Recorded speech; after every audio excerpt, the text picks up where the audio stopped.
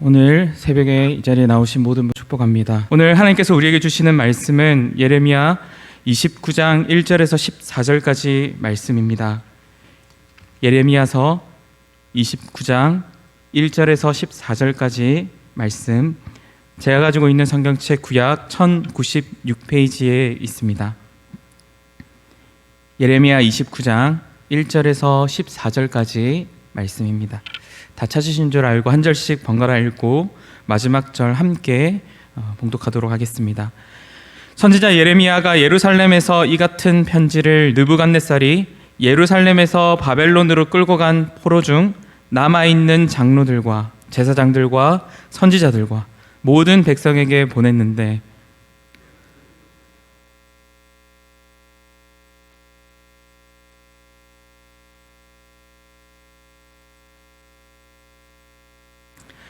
유다의 왕 시드기야가 바벨론으로 보내어 바벨론의 왕 느부갓네살에게로 가게 한 사반의 아들 엘라사와 hil기야의 아들 그마랴 편으로 말하되,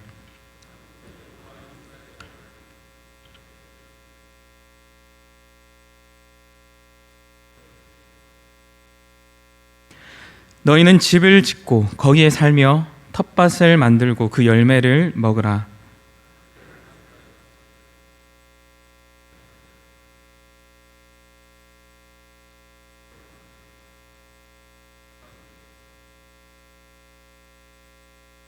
너희는 내가 사로잡혀 가게 한 그 성읍의 평안을 구하고 그를 위하여 여호와께 기도하라. 이는 그 성읍이 평안함으로 너희도 평안할 것임이라.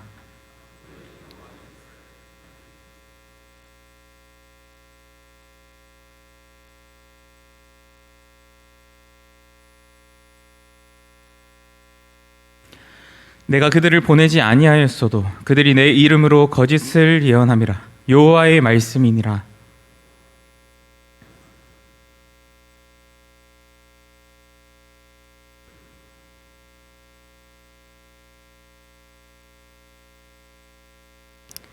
여호와의 말씀이니라. 너희를 향한 나의 생각을 내가 아나니 평안이요 재앙이 아니니라. 너희에게 미래와 희망을 주는 것이니라.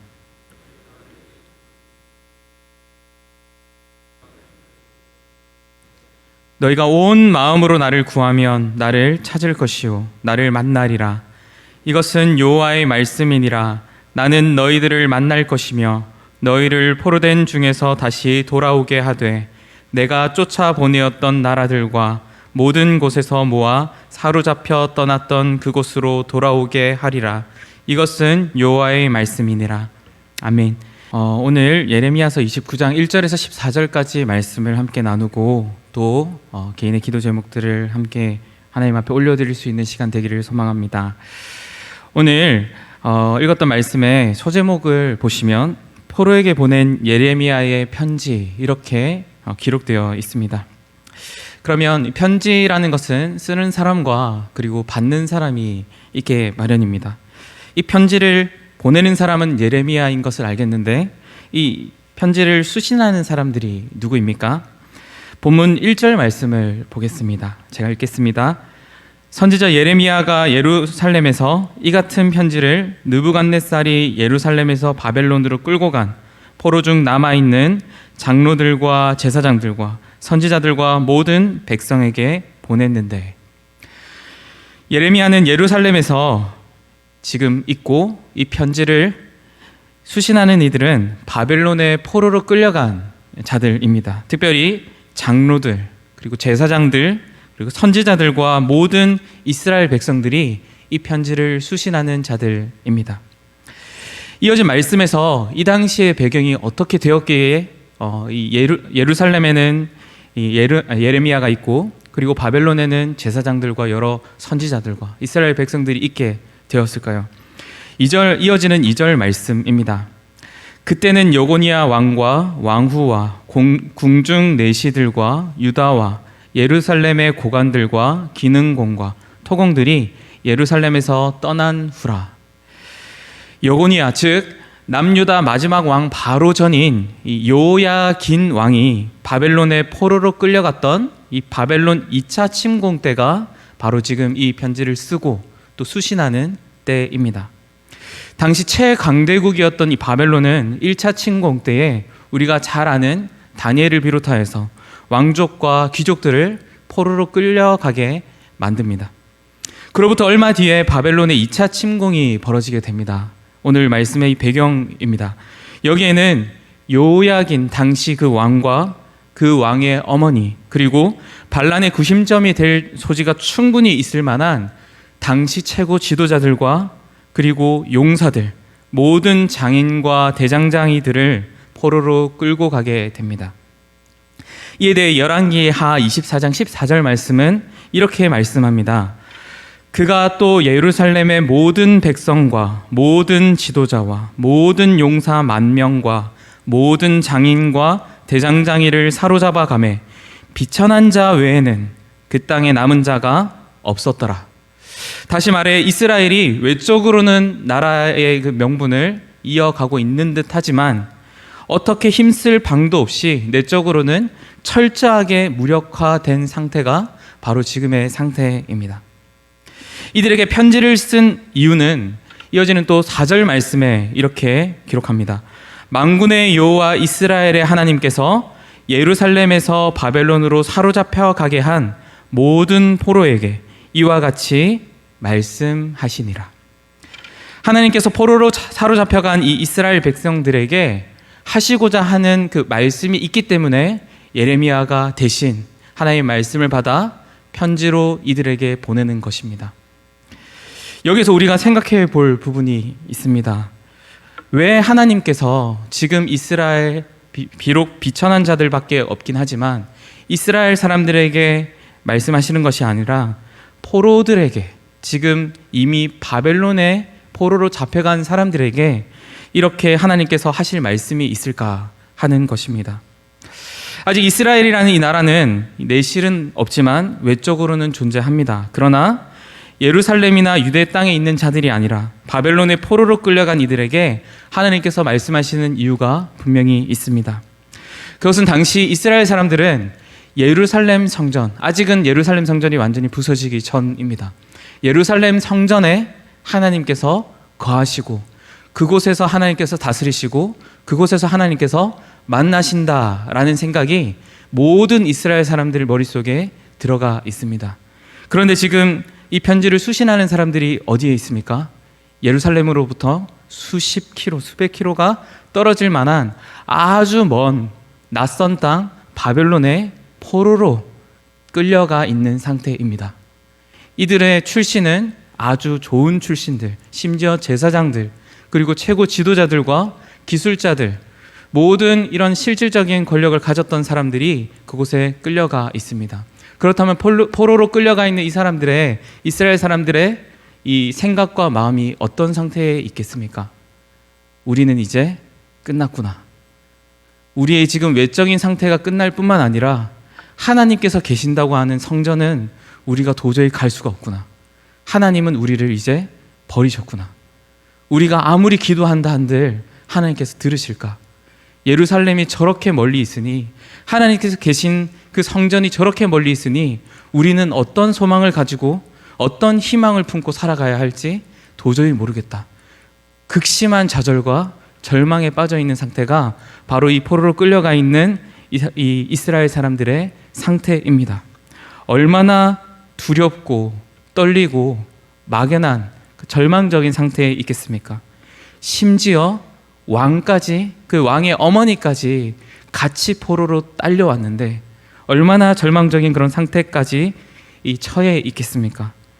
이들에게 하나님께서 비록 멀리 있지만 너희들이 여전히 나의 자녀다, 여전히 내 백성이다, 너희들을 내가 버리지 않았다 라고 말씀해 주시기 위해서 이 예루살렘 선지자를 통해 하나님의 말씀을 대신 전달하는 것입니다.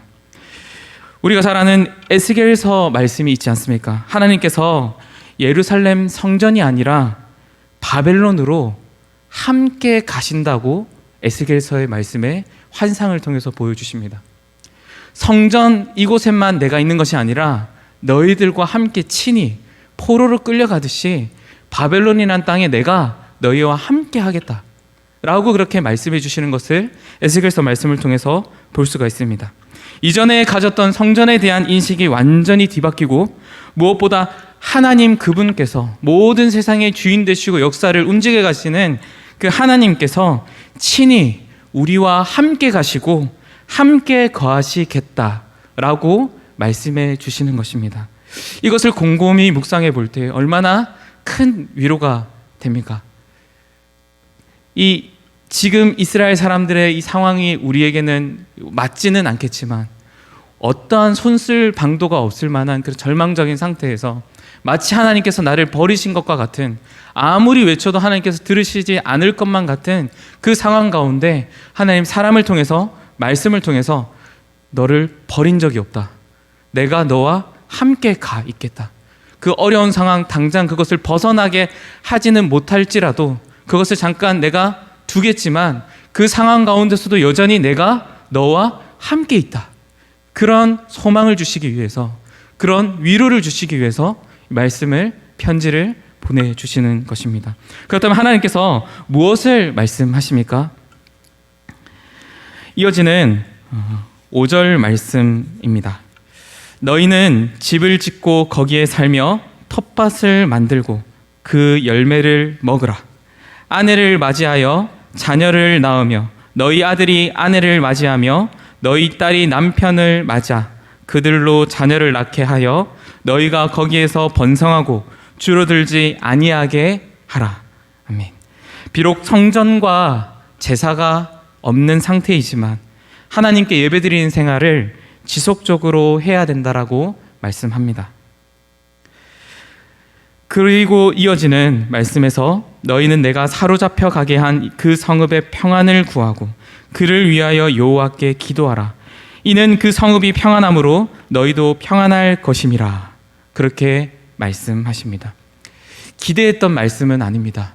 너희들을 그 당시 거짓 선지자들이 얘기했던 것처럼 2년만 참아라, 몇 개월만 참아라, 그러면 내가 너희를 구원해 주겠다 라고 약속해 주시는 말씀이 아니라 그 뒤에 이어지는 말씀에서, 그리고 그 앞에 이미 예레미야 선지자를 통해서 말씀하셨던 것처럼 70년이라는 기한, 정확하게는 아니지만 그 정도의 그 시간을 통하여서 너희들에게 내가 잠깐 두겠다, 하지만 내가 함께 거하겠다 라고 말씀하시면서 너희들이 단순히 1, 2년만 있으면 다시 돌아오는 것이 아니라 그곳에서 너희들이 살 터전을 만들어 과수원도 만들고 너희 자녀들을 낳거든 그 자녀들이 결혼하게도 만들고, 이것이 단순히 1년, 2년에 그치지는 않는다 라고 그렇게 말씀하십니다.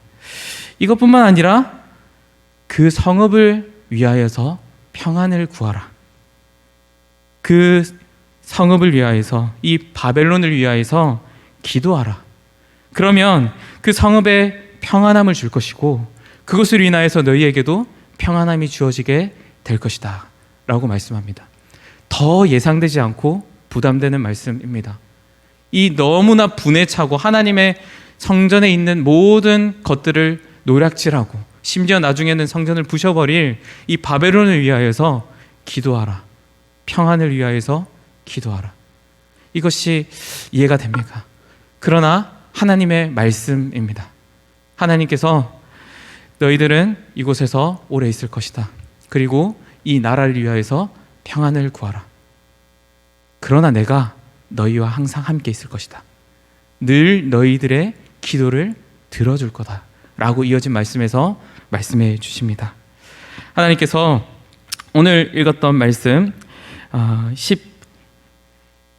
11절 말씀입니다. 여호와의 말씀이니라. 너희를 향한 나의 생각을 내가 아나니 평안이요 재앙이 아니니라. 너희에게 미래와 희망을 주는 것이니라. 너희가 내게 부르짖으며 내게 와서 기도하면 내가 너희들의 기도를 들을 것이요 너희가 온 마음으로 나를 구하면 나를 찾을 것이요 나를 만나리라. 여호와의 말씀, 하나님의 말씀이라고 강조하시면서 너희들이 나를 구하면, 나를 찾으면 내가 만나주겠고 내가 응답해주겠다. 그 당시 이스라엘 사람들은 성전에서만 하나님께서 만나주시고 성전에서만 하나님께서 기도를 들으신다 생각하였는데 낯선 땅, 이 소망이 없어 보이는 이 땅에서도 하나님께서 함께 하시고 어떤 간구의 제목이라도 들어 응답해 주신다 말씀하십니다. 이에 하나님 말씀대로 이 성읍의 평안을 구하고, 이해는 되지 않지만 이 나라가 형통할 수 있도록, 평안할 수 있도록 간구할 때 우리는 결말을 알지 않습니까? 어떤 일이 벌어집니까? 하나님의 놀라운 계획 가운데에 이 나라의 왕을 통하여서 다시금 약속하신 70년 이후에 말씀하신 대로 다시 이스라엘로 인도해 주시는 것을 우리는 말씀을 통해서 이미 알고 있습니다. 자기 백성을 위한 하나님의 생각은 이미 정해져 있었습니다. 궁극적으로 그의 백성들의 고통과 재앙을 위한 것이 아니라 하나님의 백성의 행복과 번영을 위한 그 계획이 이미 디자인되어 있었던 것입니다. 이해하기는 어렵지만, 납득이 되지는 않지만, 마치 이들을 위하여서 평안을 구한다라는 건 우리나라의 국가와 왕권과 군대와 성전 모든 것을 버리고 이렇게 표류하게 되는 것, 그것을 위해 기도하는 것과 같습니다. 하지만 하나님께서는 이 이스라엘 백성들을 회복시키실 계획이 있음. 그것이 당장 우리가 직면하는 그러한 경험적인 것은 아니지만 하나님께서 하실 것이라는 그 믿음 안에서 기도하며 하나님 약속을 믿고 순종하는 길을 따를 뿐입니다. 오늘 말씀은 어려운 상황, 특별히 아무 손을 쓸 수 없는 이 절망적인 상황 가운데 소망을 품을 만한 작은 희망조차도 없는 상황 가운데, 그런 상황 가운데 하나님의 크신 위로가 있다는 것을 말씀을 통해서 보게 됩니다. 낯선 땅에 가서 그곳에서 1, 2년이 아니라 오래 있게, 그리고 심지어 그 나라를 위하여서 평안을 구하라는 이 하나님의 말씀 가운데 하나님께서 내가 너희와 함께 간다, 내가 너희와 함께 있다, 그래서 예루살렘이 아니더라도 이 낯선 땅에서도 너희들을 버리지 않고 너희들의 간구의 제목들을 귀 기울이고 너희들이 언제든지 원하면 내가 만나고 응답해 주겠다 약속해 주시는 하나님의 크신 위로를 오늘 말씀을 통해서 우리가 발견하게 됩니다. 코로나19가 다시 기승을 부리고 있습니다. 조금 잠잠해지나 바이러스가 좀 잡히나 싶다가도 다시 급증하게 된 이 감염자 수를 보면 힘이 빠지기도 합니다. 제가 어떤 이 사업이나 이런 것들에 대해서는 참 무지합니다. 한 신앙이 없는 친구 한 명의 전화를 받고서 얼마나 힘든지를 조금 가늠해 보게 되는데요. 이 친구는 올해 초에 매장을 이 근처에서 개업을 하게 되었습니다. 코로나 여파에 큰 피해를 보게 된 사람들 중에 한 명인데요. 어제 전화가 걸려왔습니다. 전화가 걸려와서 장난스럽게 친하기 때문에 얘기를 합니다. 제발 예배 좀 하지 마라. 여기 좀 망하게 생겼다. 라고 그렇게 얘기를 합니다. 장난인 걸 알기 때문에 이 친구도 그렇게 자극을 주기 위해서가 아니라 어디 하소연할 데가 없으니까 그렇게 얘기를 합니다. 인터넷 언론에 비치는 것이 최근 50년 내에 교회가 이만큼 직접적으로 손가락질을 받는 그 상황이 있었는지 생각해 보게 됩니다. 참 우리의 가슴도 많이 아픈데 하나님 보시기에도 얼마나 가슴이 아프겠습니까? 이 상황 가운데 심지어 또 다시 이 모이는 것이 금지가 될지도 모르는 이런 상황 가운데 우리가 오늘 말씀을 통해서 어떤 생각을 하게 됩니까? 이해가 되지는 않지만 또 어떻게 손 쓸 수 없는 그런 상황 가운데 있을지라도 여전히 우리와 함께 계시는 하나님, 여전히 우리의 이 작은 목소리라도 들으시고 응답하시는 하나님, 우리가 이렇게 모여서 함께 예배하는 걸 너무나 기뻐하시지만 각 기도의 초소, 골방에서 간구하는 그 기도 제목도 들어 응답하시는 하나님을 우리가 발견하게 됩니다. 이 상황이 어떻게 펼쳐질지, 이 참 어떻게 할 수 없는 이 상황 가운데 하나님의 평안을 구하고 하나님의 이 선하신 일하심을 구하며 기도할 때 어떻게 되겠습니까?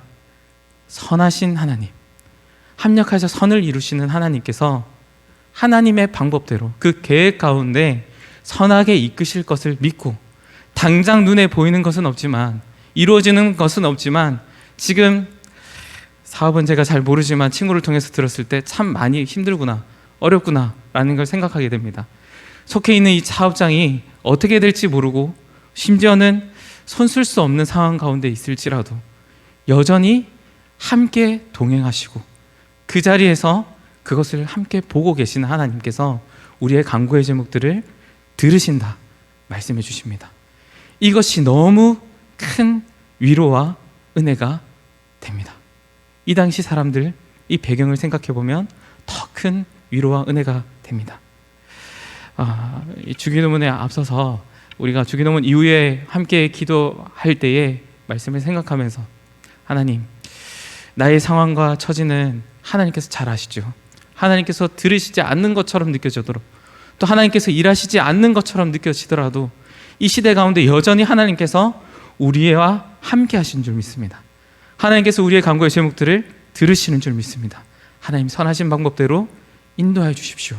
나의 작은 목소리와 이 마음을 사용하여 주시사 하나님 일하시는 뜻 가운데 선하게 사용하여 주십시오. 그렇게 간구할 수 있기를 소망합니다. 주기도문 하며 또 우리의 간구의 제목들을 하나님 앞에 올려드리기를 소망합니다. 하늘에 계신 우리 아버지여, 이름이 거룩히 여김을 받으시오며 나라가 임하시오며 뜻이 하늘에서 이루어진 것 같이 땅에서도 이루어지이다. 오늘 우리에게 일용할 양식을 주시옵고 우리가 우리에게 죄 지은 자를 사하여 준 것 같이 우리 죄를 사하여 주시옵고 우리를 시험에 들게 하지 마시옵고 다만 악에서 구하시옵소서. 나라와 권세와 영광이 아버지께 영원히 있사옵나이다. 아멘. 각자의 기도의 제목들을 가지고 자유하시기를 바랍니다.